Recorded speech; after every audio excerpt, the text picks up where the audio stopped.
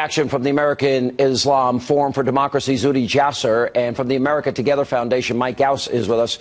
You know, let me say to both of you, I think there are three categories. We always hear about the radical Islamists, and I do believe that the rise of radical Islam is a clear and present danger to the world. Then we've got moderate Muslims, too many of which, I want to ask you both, in my view, are silent.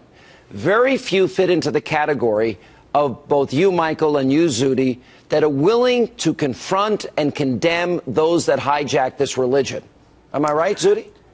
No, yeah, Sean. I think absolutely you're right. And the issue is that the reason there appears to be not enough voices is we continue to have this narrative about violent extremism, and we're not addressing the ideology. I mean, Bill Gertz reported this week that the FBI's domestic terrorism threat analysis doesn't even identify Islamist threat within its entire report domestically. So, you know, this is a problem because the people influencing the president include Muslim Brotherhood operatives that don't want to deal with the problem, that are part of the global Islamist movement, that as long as the West stays dumb and naive to Islamism as a threat, and as long as Muslims then don't have a seat at the table and reform, and Muslims like myself are irrelevant, because when you don't diagnose it as Islamism that's pulling all of these youth into ISIS, then you're not going to deal with the problem and continue this whack-a-mole What percentage program. of the world's 1.6 billion Muslims do you believe are radicalized, Zuhdi?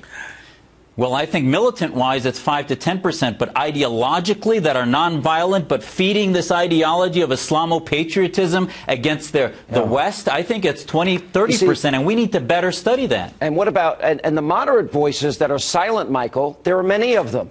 Is it because they fear the repercussions if they dare to speak out against those hijacking the religion? Sean, moderate Muslims are speaking boldly.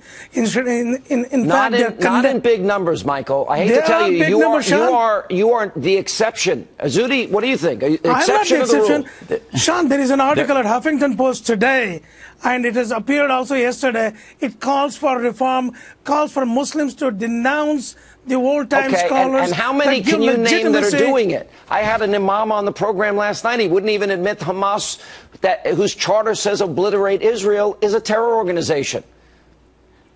Well, let's talk about the moderate Muslims speaking out. There are plenty of Muslims speaking out.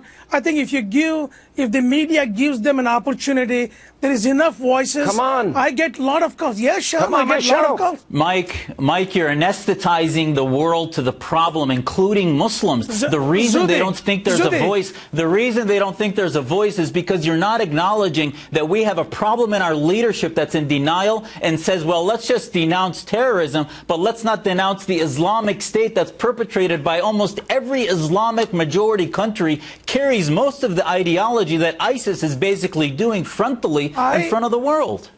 Zuhdi, we do acknowledge that we have to denounce a lot of things that have come from the Sharia, and most of the Islamic countries are not denouncing it. Question. It's time we do that. And Zuhdi, you're wrong about your statistics. Are moderate Muslims afraid to be labeled apostates, and are they afraid of the radicals that if they speak out, they too will become targets of jihad or holy war, or they'll be viewed as apostates who get the death penalty? Zuhdi. That's exactly what happens, Sean, is that we are told that we are somehow not Muslims because we don't believe in the unification of the Ummah, and that ultimately this is what happens in states like Saudi Arabia and Iran. And American groups are silent. They're not taking on these ideas. They simply denounce it. They don't talk about solutions of passages that we need to reinterpret in the Quran, passages in the Hadith that need to be dismissed and said are not consistent with modernity. And unfortunately, it's just these anesthetics and bromides that we get from most organizations.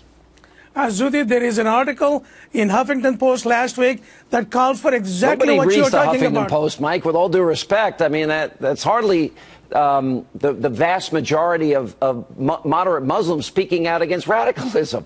They do, Sean. In fact, I have a 6.7 million followers that read my stuff. Muslims all around the world. Michael, I give you credit, and I bet you've gotten death threats over even coming on this show. Zuhdi, actually, I got the death threats from Christians coming on your show than Muslims. It's so hilarious. Mike, the real action would not be speaking against the wacko groups like ISIS that are obviously radical, but speaking against the ideas that fuel them out of Al-Azhar University and out of Saudi Arabia. The fuels of the font of radicalism comes from these core ideologies that nobody wants to confront. Thank you, guys. I'm out of time. I'm just sorry about that. Thank you both.